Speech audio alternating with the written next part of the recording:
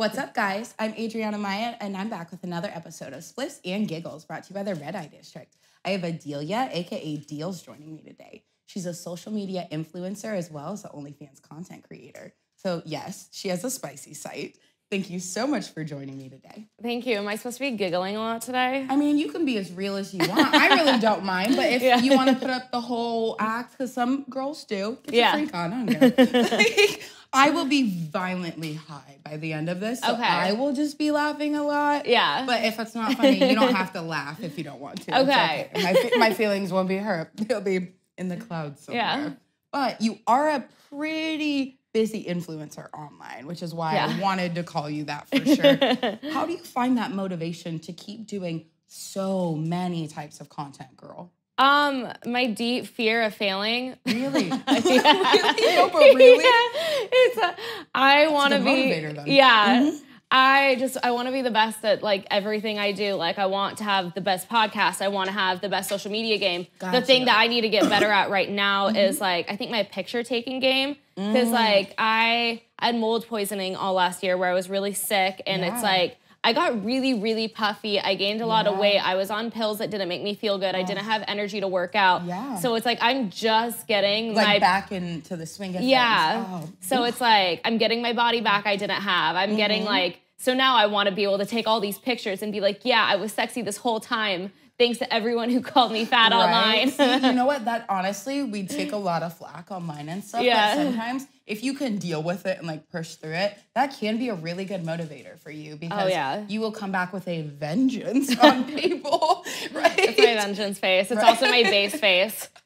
Oh my God, you like to rave. Yeah, I'm a big raver. I'm a dubstep gal. Perfect. I was just about to ask you, what are you feeling? Like, where are you? There are wrong answers. I want to be punching the fucking air, and I got a concussion actually in December. Oh my God, no. At midnight tea. Oh, okay. Yeah.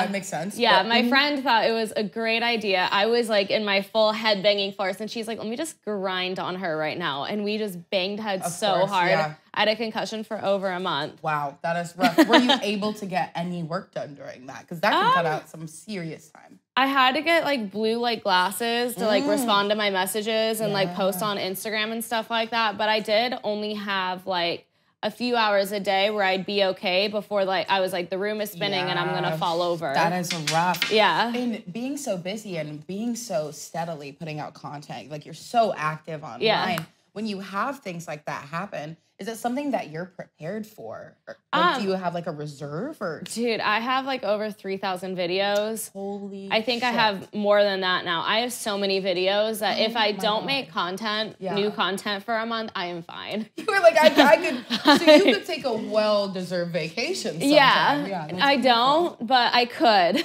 Why not? I'm just like waiting because honestly with the mold poisoning and stuff like that, that was my vacation. Yeah, so I'm now getting more into the swing of things again. What is one of the things that you've looked forward to getting back to when you were off that now you're able to execute? Going back to dubstep concerts and like honestly, I make like great content for Instagram, for TikTok, etc. when I'm at dubstep shows, and it's just like it brings out this energy of me that nothing else is able to like bring out of me. And I'm also excited to like start working with my YouTuber friends again and actually having the energy to like do stuff like that and put out better TikToks. I was like looking at my TikTok content from before I started the mold pills versus after, and it was different. You could. I was like, I was so much funnier. I'm like, no wonder I went viral all the time back then, and I've struggled for so long. Is that something that makes you wary when uploading? Like when you get those streaks of all your videos are hitting, and then you do get like a downside. Does that? Kind of. It definitely gets frustrating because I'm like, why the fuck aren't these popping off? But then I also looked at like when I was popping off, it's like, you know, I would have like 10 videos in a row that were stuck at 2,000 views. And then all of a sudden I had one hit 1 million. And then it was like, I can't really get discouraged. And I mean, I go live like almost every day on TikTok. So that's where I get almost all my subscribers, my fans, etc. And then my podcast TikTok page gets like minimum 2 mil, upwards of like 8 or 9 mil views a week. So I'm like, At least if my personal TikTok is failing, I'm like, I know I'm funny because that's popping off. That's your work one. Would you say that your own show and stuff, that's your actual passion? Oh, yeah. I spend like 8+ hours per episode editing, posting. Like, I mean, honestly, probably more. So the 8 hours, I spend like a whole day just picking out clips. And I pick out like 30 to 40 clips per episode. Yes. Because like the way that you pop off on TikTok, it's just to keep you need posting. To post shit posting. It's quantity over quality.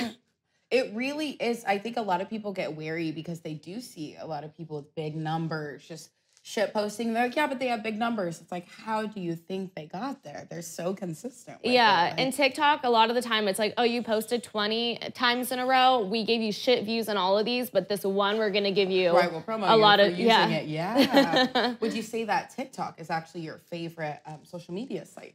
Yes and no. I mean, it's definitely really, really strict where it's like I'll see a verified person with millions of followers post the same thing I do and I get taken down. Got you. And that's frustrating. But as far as traffic sources, that's like my best traffic source. Like I love that. Instagram, for example, they always change their algorithm and you don't know how to keep up with their algorithm. They literally just fuck you over. Yeah. And it doesn't make sense because if you're the people who are getting the most views and stuff, you would think that they would want you to like the site and want to post on there, but they're playing themselves. That's their own fault. It does make me feel better though that like at least I look at huge celebrities getting half the engagement too. Yes. And I'm like, okay, at least we're in the same like it's okay. Things are good. When you were started initially building up your social media platforms for all your forums, like your show, yourself, maybe you had a backup one. Was it something that you were just balls to the wall posting, like whatever content you saw other viral girls posting?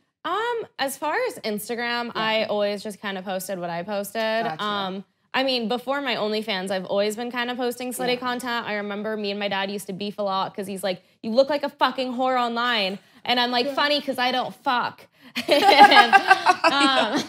So me and him used to beef a lot. And I was kind of making money on social media, not really. Gotcha. It's actually funny because before I ever got into OnlyFans or anything, I would just post my Venmo on my story. Yes, and people send you money. That's true. I would you get think flying, like 100 or 200 a week just from random guys. Like guys don't do that anymore now that there's OnlyFans. That kind of ruined getting free money. It did. It killed the game. But I used to get a lot of money from shit like that. And then once I started OnlyFans, it was just like the podcast, I think, was like the biggest source of traffic to my OnlyFans and how I got so big on OnlyFans because OnlyFans like emailed me being like, we love your podcast. Like we would love to have a Safe for Work podcast page on our site. And then that's how it started blowing up. That is so awesome. Yeah. Did you ever think when you initially had that idea that you would be taking it as far as you have? Probably not, but like I just knew the second I made my OnlyFans, I was making a podcast to come with my OnlyFans because I was like, I wanted to be like a mixture back in the day of Tana Mojo and Julia Rose. Like I wanted like the sexiness of Julia Rose, but the person, like the internet personality of Tana. So I was like, I want to be an OnlyFans like podcast person, and that was just my goal. That is so cool. I love that you name drop because a lot of people are wary of like saying like where they get like kind of their inspiration and ideas from. But there's so many people that are creative. I'm like, why wouldn't you want to share their name? I mean, Tana, if you want to be friends. There's a little shout out for you. You are in LA right now. Yes. We're shooting in LA. You didn't know. Is this where you actually reside? Yeah, I grew up here actually. Really? Yeah, one of the few people. Wow. That is like super rare. Like you never hear of that. That's crazy. Do you think that growing up in this area kind of gave you that little drive? You know, you see everyone else kind of running around and getting it, especially in the influencer side of things. No, I wouldn't say so. I feel like the only thing growing up in LA taught me is how to party young. But I grew up in the beach cities versus like in West Hollywood or like in that area. But if anything, I was like one of the only people at my school, like going to auditions growing up, like doing pageants growing up, doing all this stuff growing up. And then I went to University of Arizona where I was like one of the first girls to actually start like taking Instagram seriously, and I got made fun of relentlessly for it. People called me a prostitute, a porn star before I even was okay with being called a porn star. Like, I'm like, all I'm doing is wearing pasties at raves, guys. But I was one of the first people to start like taking that seriously on Instagram, and then everyone was like, you can't get a job if you post like that on Instagram. And lo and behold, you absolutely can get a job. Funny enough, I'll make my own job from posting like that. Well, actually, I had 2 corporate jobs before I started OnlyFans, and I was still able to post with see-through tops with my nipples basically showing. Love that. And your jobs don't care like they say they care. Yeah. Just have a stage name. That's where DEELZ came from. Yes, that is genius. That's a little tidbit of advice for those of you.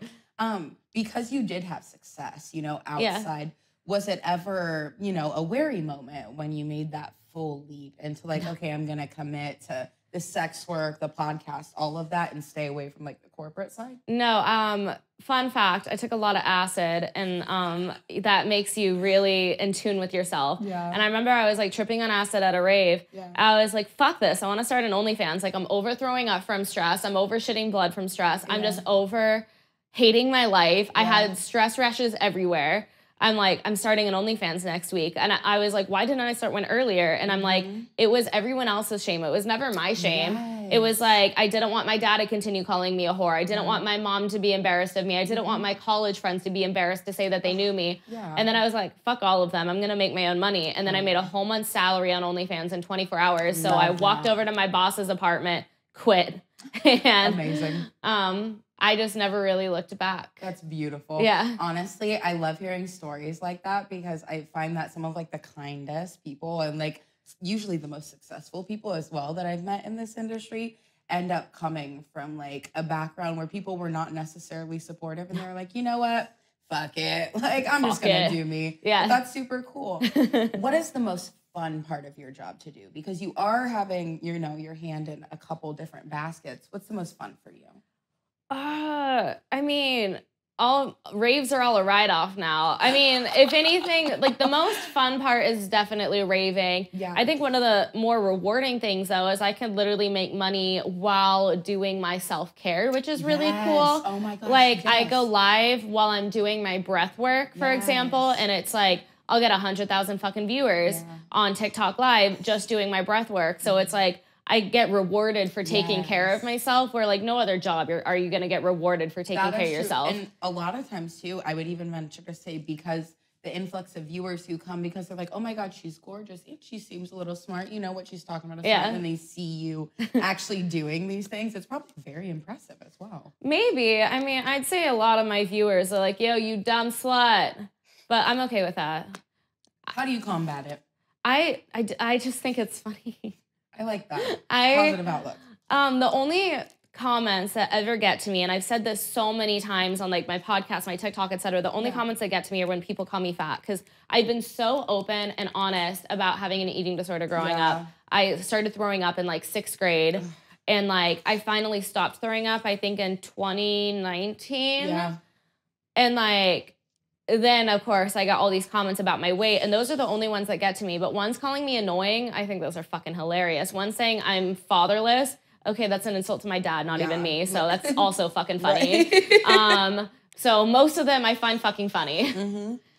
The thing is, it's like people, they say stuff over and over and over again, and it's like, there's block buttons for a reason. Yeah, I'm like, wow, how fucking original. Fatherless activities for the 15th time in a row. Like, oh my God. So what general AI, like, diss generator did you get that from? The thing is, people hear something one time and they never let it go. They literally run with it for their life. Like, it's horrible. Because you are so popular, do you ever have a time where people reach out to you for opportunities, maybe trying to collab with you, that you're like, I don't know? All the time. Actually, I'm just going to call them out on this show, but I didn't realize this. I was invited to go on a podcast, the like Leo and Danny show, and then for the first, like they have an intro, and for about 15 minutes before I came on, they talked about my weight, that I was a plus size creator, that I was fat, and like how could she be successful? And I didn't even realize it till months after the podcast came on. And I flipped out. I unfollowed all of them. They privated the video. Of course. Because I literally even talked about my eating disorder on their podcast. And then what's also annoying is they cut out the part where they were like, oh, you're actually way skinnier in person, which I thought was weird. I didn't know they had this whole conversation beforehand, but they were like, when I came on, oh, like, you look way skinnier than you do on your Instagram in person. I was like, oh, thanks. Like, I thought that was a weird comment, but I didn't think they just went on a 15-minute rant about how fat I am. The thing I would say to men out there, and it's usually men, let's be real. Whoever make these comments, unless a model is specifically categorizing herself in an area, you're not going to address her as that. I don't care if you think she looks like a MILF. I don't care if you think she's a BBW. You don't call models things that they have not personally tagged on themselves. Yeah. If that's not what I want, I'm not going to be called that. And for you, you are a personal creator. It's your choice to label yourself as whatever you want. And that's no knock to any of the BBWs, but I would never put you in that category. You are tiny girl. What is going on? Like, what? And like, it was also during a time where I was like just getting off my mold poisoning pills. I was only like 1 or 2 months off of them. And it was just like, just everything that happened. I was like, oh my God, fuck you guys. And then a lot of girls were like DMing me being like, look at this clip, look at that clip. Like one of the guys, stuff they had been posting. Yeah, not just me though, but about everybody. Yeah, they like Danny does skits. White man, he's a white man. Yeah, where he says the N-word and doesn't apologize because he's like, it's a skit, it's not me. Christ. But like, do you not see like the problem in that? Right. Yeah. Do you not see like errors? But it's like, you know, getting on a podcast, like they asked me to be on multiple times. It's like, I did not think that they were going to make fun of me. I didn't do my research on them before. It's like, I love being on people's podcasts, but to make fun of someone, unless that's insane. Like what? Unless like you have a conversation before, like this is our podcast. Yeah, like on my podcast, it's called That's Offensive. And I ask a lot of kind of like satire, quote unquote, offensive questions to begin with. But like, they're all funny. Well, and the thing is, when you're going to agree to be on something, you would think that like, whatever you see or have, you know, gotten a little notion from them for, people brief you on what type of questions they're going to ask. What? Like, that's actually insane. I would not believe, or I couldn't believe that someone would pull it off, but I'm actually not shocked because you'd be amazed at how many people bait people and they're just there to like get a rise out of everyone. Well, I've had a lot of friends on their podcast and they don't talk. Really? They didn't talk shit about them. It was just me. What? Okay, so that's more like a hater thing. Yeah. Never mind. They're just haters. Yeah. Yeah. They're probably a little bit salty because you were dogging them on attending their podcast for a little bit. That's probably where it stemmed from. Maybe. I don't know. I have no fucking clue. But I know that they have made a lot of comments online talking shit about fat girls, which I'm like, but it's like all this stuff. It's like you don't think to do research on someone before you're on their podcast. Yes. Like, if I have friends who have been on, it's like, I don't think to look that shit up. Well, no, but because you have reputable sources. Yeah. So I can't even fault you for that. Yeah. It's insane that they would ever pull something like that. Yeah. Because you've had that experience, did it make you wary about doing any other shows, working with people in any aspects? No, I wouldn't say that. Yeah. Like, if anything, I use every experience that I've had, positive or negative, as like content for myself. Gotcha. So I don't really care to have that I have had bad experience. I'd say like the worst part is that I found out. So like just the chain of events that happened in 2 weeks was awful. I sprained my ankle. Then one of my best friends died. And then someone DM'd me being like, hey, did you actually listen to the podcast?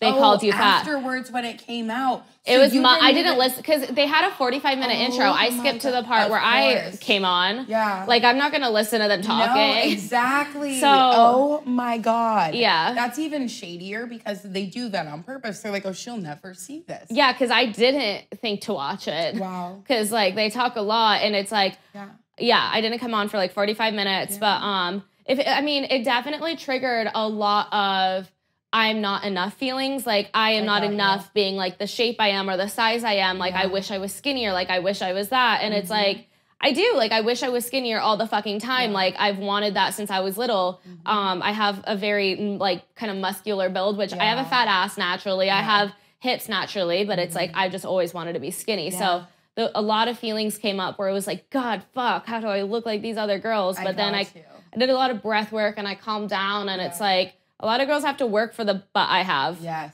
Or they buy it. Like, literally. The thing is, when you have so much success like yours, it's probably a bit jarring for people to hear that like you've experienced stuff like that. Yeah. Is that something that you share very openly with like your listeners and your fans? Yeah, pretty much. Yeah. I love that. Like even when I was having, I like naturally have very curly hair, and it's like I send out like messages to my fans being like, I just feel like so fucking insecure today about my hair, and it's like my fans love seeing that vulnerable side of me because not everyone gets vulnerable on their social media. Not everyone is raw on social media, and a lot of people try to like put up a front on OnlyFans like they're this pretty perfect person, and I do the opposite. I'm like, hair is like out in all different directions, like making videos sometimes, but I do think they appreciate that. I mean, maybe one day like we'll pay for a production team to like actually take professional, but I've just never felt the need to do that. Like, why would I? The thing is, a lot of people, I get like big companies, porn companies. I've done professional porn. Yeah. But they like to knock people who are content creators,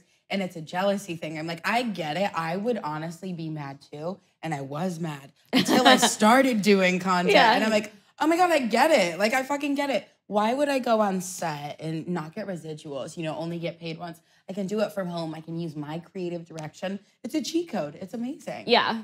Do you have a favorite scene or setup that you've ever done? Because you are so active on your Instagram and stuff, you do have a ton of photo sets. Oh, yeah. Do you have a favorite?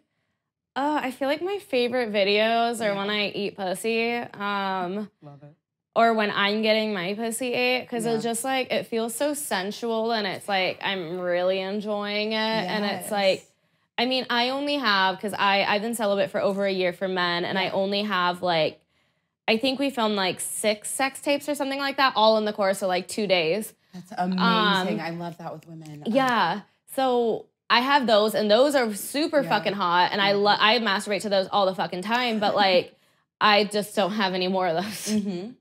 Okay. Yeah. With the girl stuff, is it something where you have to like meet them initially, or do you just solely go off of like a vibe? And I used to just like go to like content houses or content events and be like, you. right. But recently, after the mold poisoning, I feel like I've been a little more reserved. I've been a little more like, I want to like eat someone out who I'm comfortable with. And like, I wasn't really like that before. I'm really hoping I can get that side back out of me where I'm just like, you're fucking hot. Let's go in this room.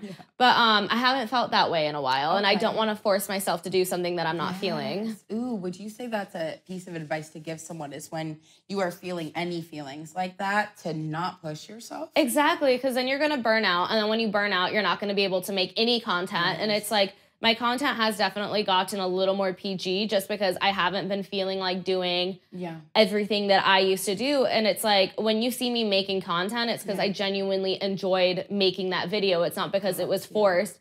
And I do think that's something that my fans appreciate. That's huge. I have a ton of very responsive fans. And 9 times out of 10, I've done professional scenes, I've done homemade. They love the homemade stuff. It doesn't matter. Like, it's their favorite thing ever because they love that personal connection. Yeah. Do you ever do custom videos? So I used to, and I just don't think I make enough money on them. Really? No. You don't charge out the wazoo? I would imagine, because you put a lot of effort into your content. Yeah, I do. Yeah. I mean, I won't do a custom video for less than like $500 now. Yeah, exactly. And I think I do have a lot of cheap fans for whatever reason. I have 265,000 of them, but a lot of them are cheap.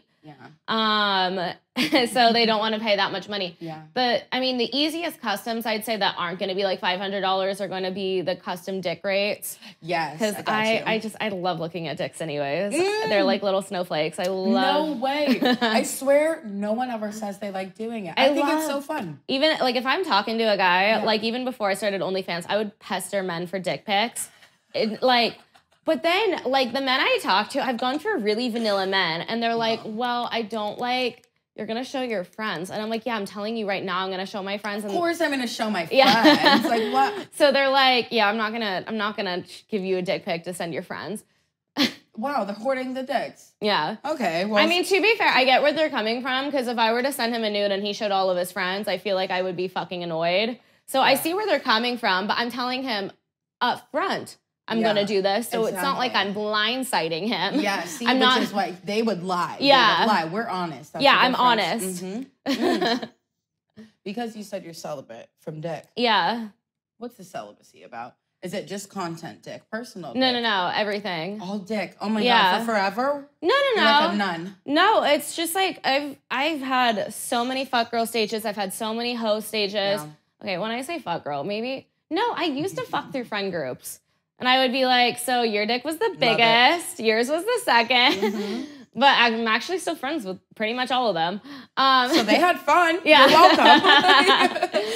But it's like, I have just never been in love with someone who was like in love with me back. And like, that is just something that I want. I've never had that. It's not like I'm actively searching for it because I'm so happy being alone. I'm so happy having my dog. I'm so happy not having someone to worry about. But it's like, I just want the next guy I fuck to like, I want to like be in love or be falling in love or like, no, I want to be with him and vice versa. Cause usually it's very one-sided and I want to be with them and they don't want to be with me. Do you think that in, kind of putting on your chastity, do you think that's given you a new like wave in your sexuality and doing your content solo or even with girls? Cause you're just focused on pussy. Yeah, I've gone through so many celibacy phases. This isn't the first one. God, no. Yeah. Like I went through my sophomore to junior year of college. Yeah. I was celibate until I met this guy who it's like we kind of fell head over heels with each other, except like for him it was an infatuation period, and for me I was genuinely in love with him. Yeah. And after like 3 months, he just like everything started changing, and it's like he went from like just, oh my God, you're the most perfect girl. Yeah. You're so fucking hot. I want to spend every second with you to all of a sudden, like fucking I wouldn't get hit up for like a few days. And but then after him, I went through another hoe phase because I'm like, yo, if I don't go home with another guy, I'm going home with him because I was like still madly in love. Yeah. And then, and then I just went through another celibacy phase. And then, I just met this guy in San Diego who I didn't even like his personality, but something about being in the same room as him, it's like my vagina felt like it was like pulsing. Yeah. And I was finally like a honing beacon. Yeah. And I waited like 3 or 4 months before I was finally like, yeah, I gotta fuck this guy. I have to fuck him. And it's like, the sexual energy was so good. I was right about that, but like personality wise, like, yeah, fuck boy. Why does that happen? Like, and I paid for everything. He was poor. Yeah. I mean, here's the thing. I don't care about poor guys. I really don't. But don't take advantage of me. No, I was paying for everything. Ubers, food. He would ask me on a date and I would pay for things. Jesus. I picked him up from the airport. Yeah. He didn't even fuck me after that. There were just so many things. Super fuckboy. Yeah. Like the fuckboy of all fuckboys. So I get it. I would go celibate too. Yeah. Bastard. So then after the guy who I made a sex tape with, who was also a fuckboy, but we had a mutual understanding. Yeah. First and only sex tape with him. Yeah. But then after him, it's like I didn't like how I was feeling. Other than the having sex, I didn't like how I felt when I was with him in that way. So I'm like, I need to go celibate. And I'm so much happier that you did it this way. Yeah. And I've always been more happy being celibate unless I'm like madly in love with someone and they're in love with me. But it's again, the guys who have been in love with me, they're all infatuated for a certain amount of like, and then they stop thinking with their dick and are like, actually, this girl's fucking weird. You're like, okay, bye. Like, fuck it, I guess. Do you think that you have that level, I wouldn't want to say it's a wall up, but for a lack of better words, because you have that kind of barrier between you and people, it helps you filter out the bullshit. It does. Especially with your success. Yeah. I mean, here's the thing, like, I've had a crush on a few men in this past year, and it's like, I will genuinely have conversations with them. If they make any comments about fucking me, I'll be like, this is what I'm looking for. Yeah. Is this what you're looking for, kind of thing. Yeah. And all of them have been no so far, but I'm so happy that I had that conversation beforehand versus having sex, falling in love, and it's one-sided. Yeah, for sure. Yeah. It's honestly, you guys don't realize that when you're doing this type of work, you don't want to get like false attachments to people. It's like we kind of have to like put on a show, if you will. Oh, yeah. Like for certain parts of our job, you are, I would say, one of the realest people with your fans because you don't filter out as much. I think that's so cool. Thanks. But most people have to like, you put on that face. And I think it's kind of amazing that you have yourself so locked in that you're like, oh no, like I'm going to check shit immediately. Yeah. That's cool. Yeah. And it's also like weird because when I hook up with girls, this is why I think I'm bisexual but hetero-romantic. I don't get that attachment that I do to men when I hook up with girls. Like I could be eating cooter and like You're in love with it. I love doing it in the moment, but then I'm back to being their best friend afterwards. And it's like, it's fine, cool. I don't have any expectations of them to treat me differently, but I weirdly get those expectations after I hook up with men, and I don't get why. That is interesting. Yeah. It's like I get very attached to them, and I don't like that. If I didn't get super attached with them, I would definitely still be fucking, but I do. Right. And I know myself. But exactly. At least you know that about yourself, and you check yourself, and you don't get yourself in those situations where you even have to feel uncomfortable. I love that. I think that's so smart. Because people in sex work in general, you do kind of mingle and stuff with people a lot, and you're flirty in a general, sense. Yeah. Do you ever have people that you have to kind of check where you're like, hey, I'm just being me. Like, can you relax for a bit? No, men don't hit on me very often. What? At all, actually. But I also feel like I put them so hard in the friend zone when I first meet them that they don't feel like they have the opportunity to try. Because it's like, my best guy friends, for example, they're like, you're hot as fuck. However, I look at you like you're a frat boy. And it's just, they're like, I could never feel any sexual attraction to you. Yeah. And I'm like, okay, that's fine. Like, that I prefer that. Yeah. Like, I would much prefer to have great guy friends who, like, would not fuck me. Yeah. Than, like, Yeah, the ones who are trying to fuck you all the time. Yeah. No matter what. And you get in a situation and they Hail Mary. Yeah. Try. Don't be weird, guys. Yeah. Like, please don't be weird. Honestly, it's really sad. The men who are like, I always try to, like, I would fuck any of my girlfriends, or I become friends with girls to try to fuck them. And I was like, super weird. One of the best things about being like a human is the connections that you're able to make being a human. So if all you think about is people as sexual objects, like who you can put your dick in, like you have the most shallow friendships, relationships. Absolutely. You have no substance to you. I feel like, unfortunately, a lot of men, they don't figure that out until like later on. And this is what I say, like, toxic masculinity affects both men and women because these men aren't in tune enough with their emotions to figure out, oh, I could have a great support system, having girlfriends, guy friends, having all of this. But they can only, like, the only emotion that they listen to is their dick. Yep. And, like, they don't know anything other than, like, horniness, anger, and happiness. Those are the three emotions that they know how to figure out. Yeah.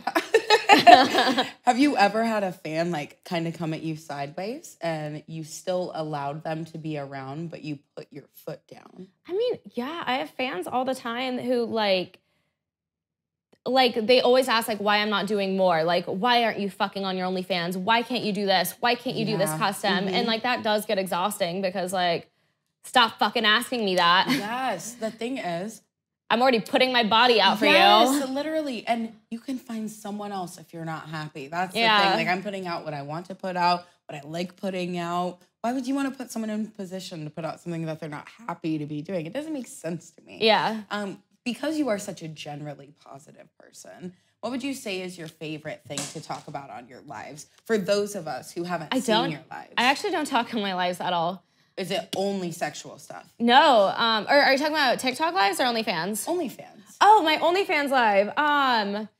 So I stopped doing those. I'm actually just starting to do them again. I did one on like Monday or Tuesday, and I'm doing one tonight, but I stopped doing them for a while because I noticed that my fans would save up all day for my lives and not spend money on me for the rest of the day until my lives. Yeah. And then I would make all this money on my live, and I put out so much work, and then I'm like, I just made the same amount of money I did yesterday. Exactly. And then I'm like, that's not fucking worth it. Yeah, that's super annoying. Yeah. I love that you pay so much attention to your analytics and stuff. I think a lot of people would be more successful if they actually just took a look at free. Yeah, because I'm like, why would I burn myself out if I'm making the same amount of money? Like, the live I'm doing tonight is like a collaborator live. Like, I'm going live with my friend Ian Thompson. Yes. So it's like, at least we'll have like cross promotion and stuff like that. That's awesome. That's so cool. It's really funny because me just exposing us, but it's like me and Thompson always look like we're doing shit. We never do shit. We're really good friends, and it's... I love that. No, I love that. It's the fantasy, guys. Yeah, it's a fantasy. You're welcome. Speaking of fantasy, we actually have you in person. Yeah. So would you mind standing up and doing a spin for me? If I have sweat marks, I'm so sorry, guys. You look gorgeous. The bodysuit is amazing. Thank you. I love it. I've actually had this in my closet for like over a year. And you just put it on, like for the first time? What? Yeah. Oh, amazing. Love it. The color's great. It's like perfect timing too. Thank you. Right? With this weather? I know. Well, that's actually why I picked this out of my closet. I didn't even know it had the under boob. I was just like, this looks like cold weather. Right. That's actually so, I like that. I feel like a lot of people in our industry, because we have so much turnover with clothes, lingerie, all the sexy I never outfits. wore lingerie ever before OnlyFans. No And then way. it's like, I mean, around my house, I am wearing a hoodie and sweats. Oh, I got you. And it's like, I only had one piece of lingerie that I wore. It was like $10. And I think I wore it to open the door with like my ex. But that was like the only time I ever wore lingerie. If anything, I was always wearing like pasties and fishnets and like. Got you. I got you. Because you get to wear so much lingerie and you get to style yourself for all these sexy shoots. Do you kind of go all out and picking like stuff, or is it just like a free for all? And if you find something that coordinates, you know. I used to go all out. Like I used to buy like Honey Burdette, like Victoria's Secret, and I used to spend all this money, and then Instagram stopped pushing lingerie content. So I'm like, it makes no financial sense for me to buy any more new lingerie. So I stopped. Yeah.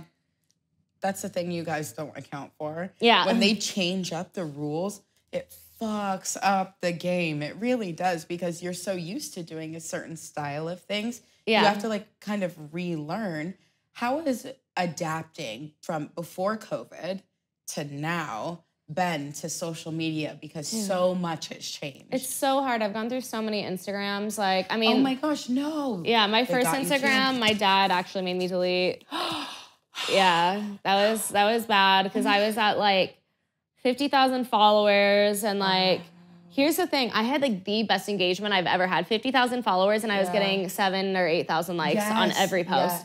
And then he made me delete that one, and then I rebuilt my second one, and that one I think I got to like 70 or 80,000, and then I got banned because no one told me when I started my OnlyFans I couldn't link it. Oh my gosh, yes, no one tells you. Yeah. I think it's a hater thing. Yeah, no one fucking tells you. They're like, oh, get caught. Well, no, here's the thing, because I messaged a lot of girls like, hey, maybe you shouldn't put your OnlyFans link in your stories, and they just don't listen to me. So I kind of get it, because they're like, oh, well, if I get banned, like they just don't think it'll happen to them until it happens to them, and then they text you crying. It's detrimental, literally. Like, okay, coming from someone, I've had my account that I have right now, I've had it banned like 3 or 4 times. And you've gotten it back?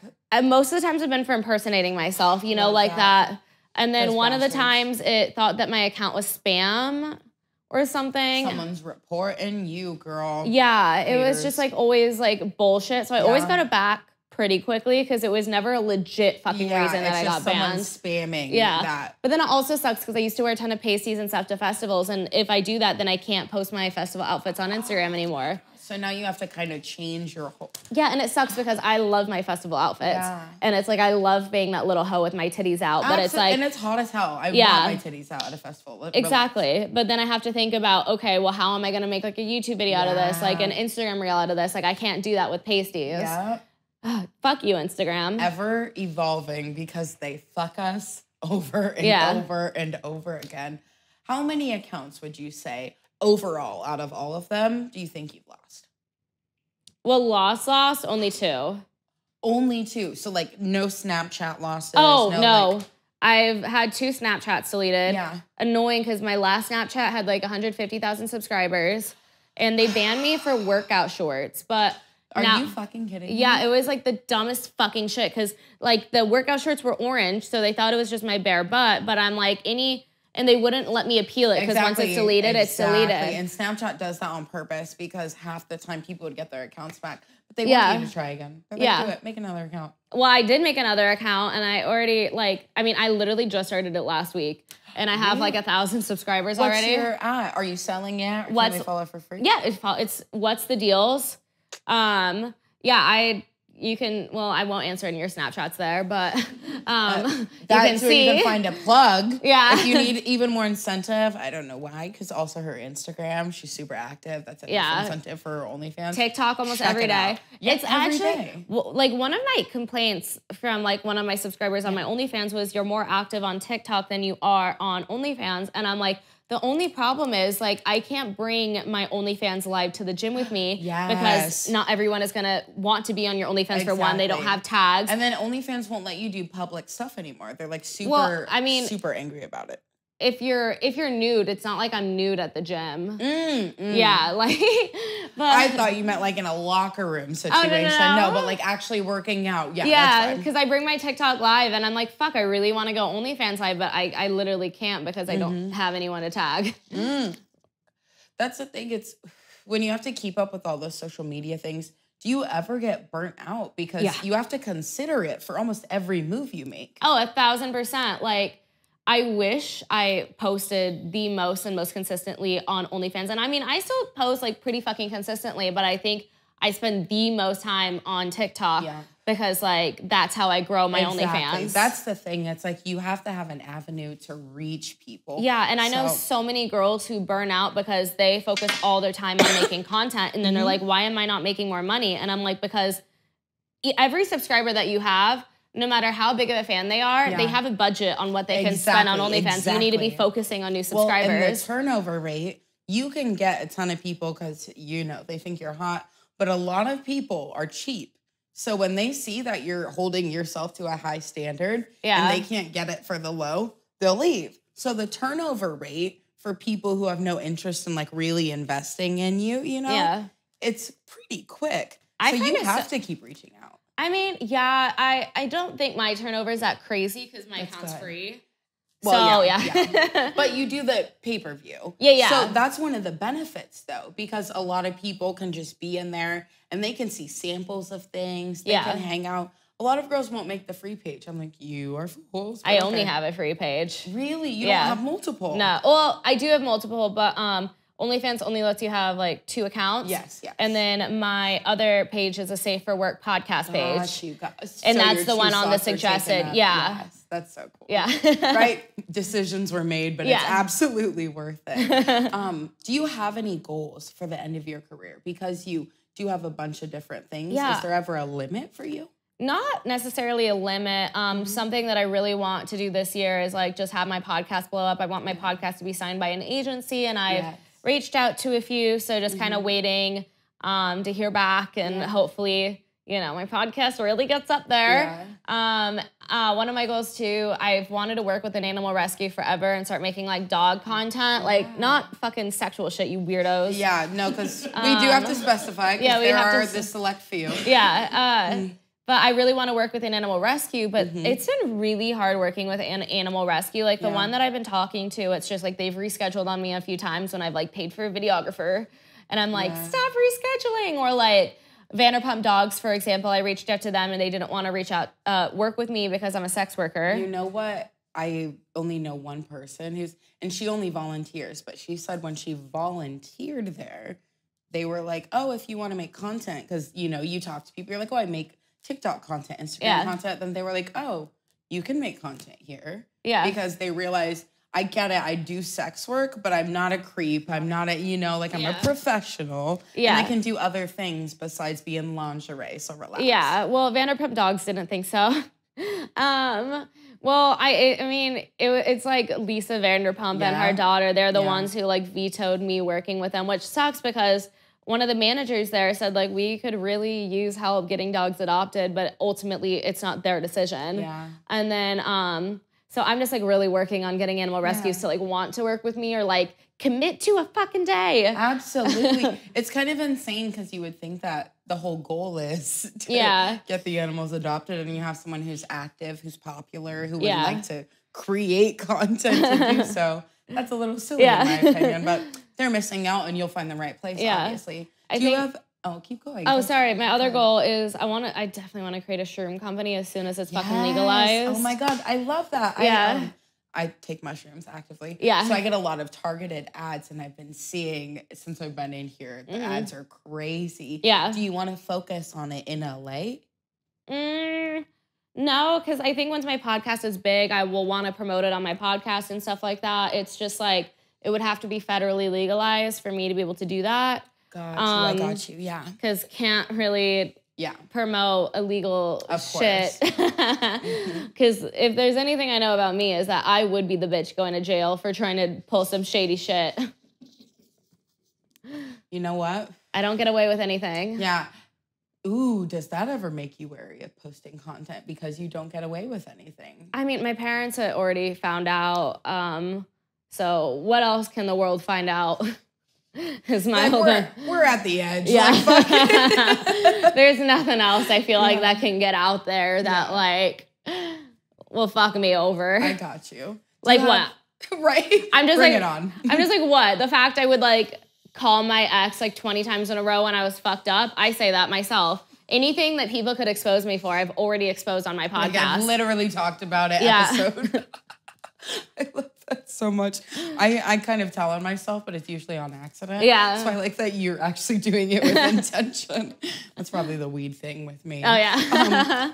By the way, you don't smoke. No. But LA, or I'm taking you don't do anything because you mentioned before you previously learned how to party early on in LA. Yeah. Is that something that has affected working with people? Because obviously LA, everyone's doing everything. No, not really. I mean, I take a fuck ton of mushrooms. Yeah. Like, I mean, I don't But mushrooms, it's not cocaine. I don't usually collab with people, though, if we're all getting fucked up. Yes. Like, I've always just felt like, if you need to get fucked up to collab with me, like, maybe we just shouldn't collab. Thank you. Like, I mean, here's the thing. If our collab, like, we've already collabed, you're, like, one of my best friends, and we go to a club, and then, like, it's a whole storyline. That's one thing. But, like, if it's another thing that if you have to come to my house and you have to drink to then make content, it just makes me feel weird about working with you. But, I mean, being in LA, I mean, I still go out. I still party. Yeah.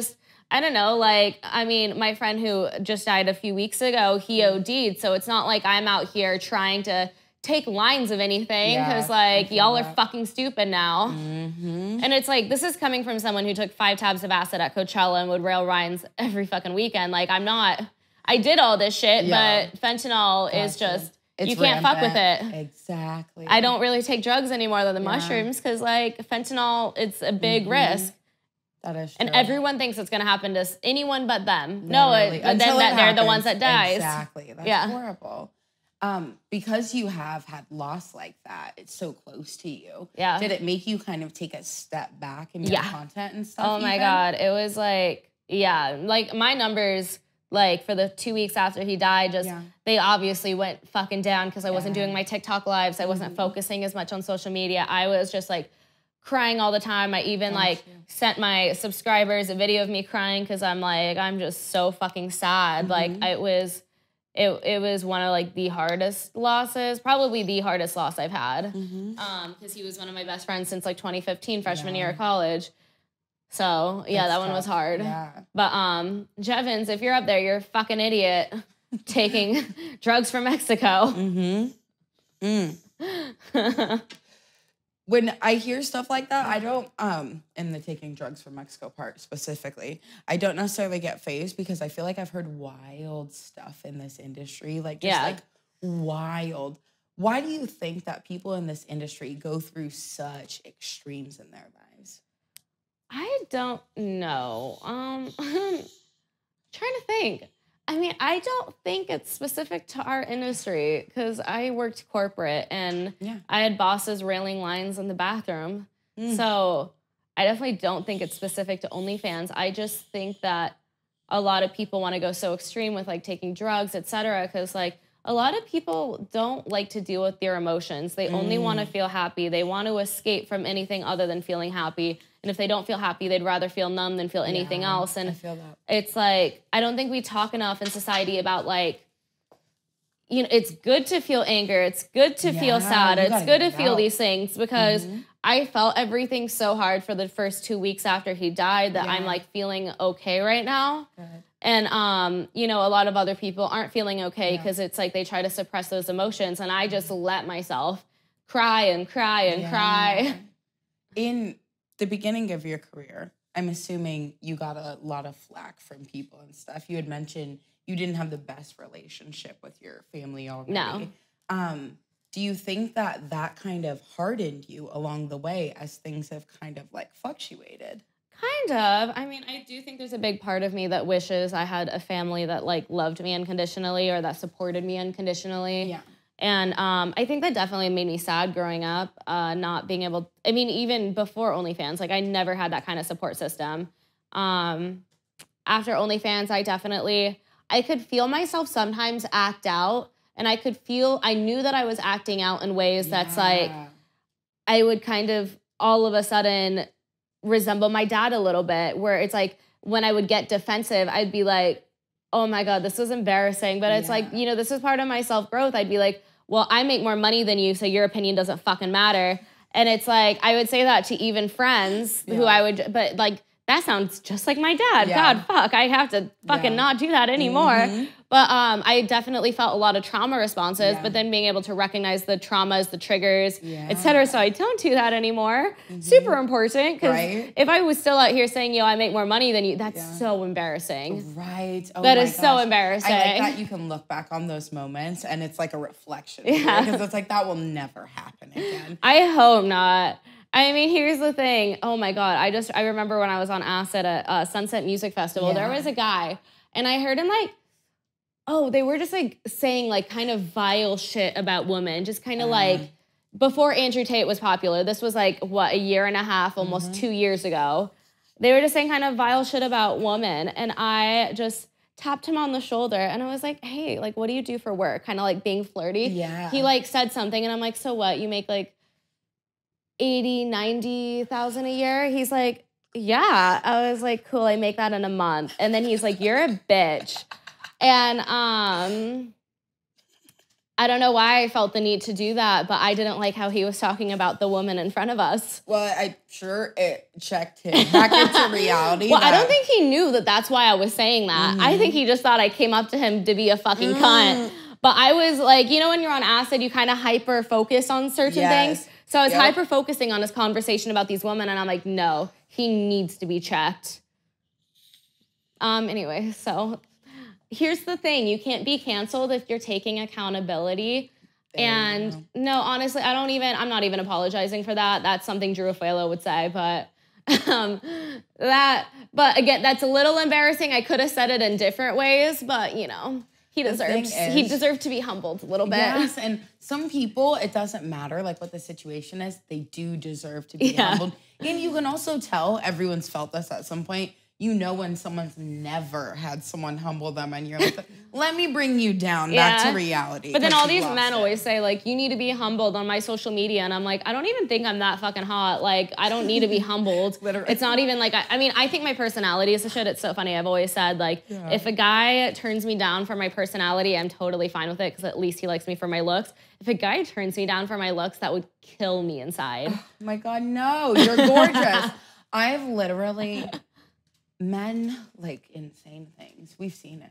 Yeah. We've seen it. Yeah. Their opinions can't be trusted. They can't. We know that. They can't. That's just a fact. Yeah. Like every guy, here's the thing that I've heard and I'm like one of the dudes, I'm a dog myself.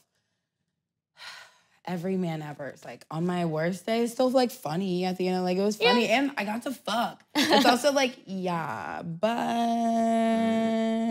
like she was horrible. Like, so it's like standards, you know? We all just have them, and they don't. So that's just what it is.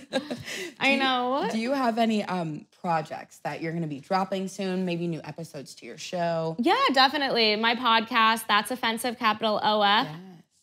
Yes. I don't know if you can see my wing. Yeah, I was like, shit, that was a wink. I'll nudge.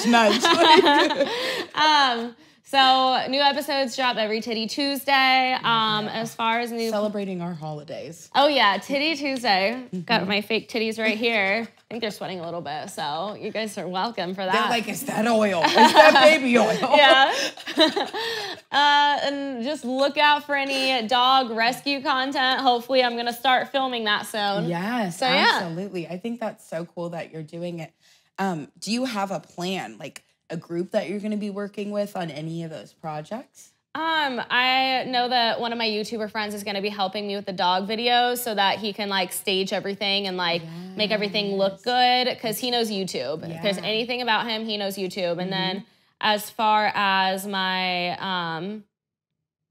podcast, like, I'm just working on getting you know, it signed so that it could really blow up because it's like I never understand how it's getting like 2 to 8 mil views a week on TikTok, and then on YouTube, it's like the views aren't what I want it to be. Yeah, no, I completely understand that. It's like, it's weird because usually it used to be so big, honestly. YouTube was like it, and now it just isn't.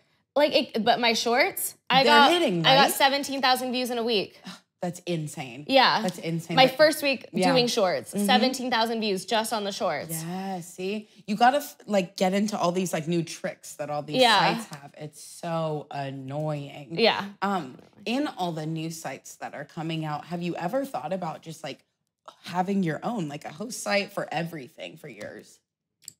Not really, because that would be hard, and I like things to be easy. That's fair. You're doing just fine with it like that to me, so it's like, it's okay. Like, don't dig on her for that because I don't blame you. Here's the thing, I love things to be simple. I love things to be easy. Once things get complicated, my head goes anxiety, and then I love simplicity. Yeah. I remember people have asked me so many times, like, why don't you start like an all-girls OnlyFans agency? And I'm like, first of all, I don't even want to be associated with agencies. I don't want to be in an agency. I'm not in an agency. Second of all, why would I want to be managing girls? Like, no, like that just complicates things. Yeah. I feel like people who manage girls are managing girls because they're not making money on their own OnlyFans. Thank you. So they have to do something else. Yeah. And then they use content that the girls are making and then they make money off of them. It's bullshit. I completely agree. Yeah, so I don't want to know. I feel like I could literally talk to you forever. You are like the sweetest and coolest person ever, dude. I am Adrina Maya. This is Adelia, aka DEELZ. Check her out on Instagram.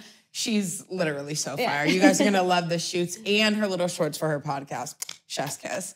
This was Spliffs and Giggles, brought to you by the Red Eye District. Good night, guys.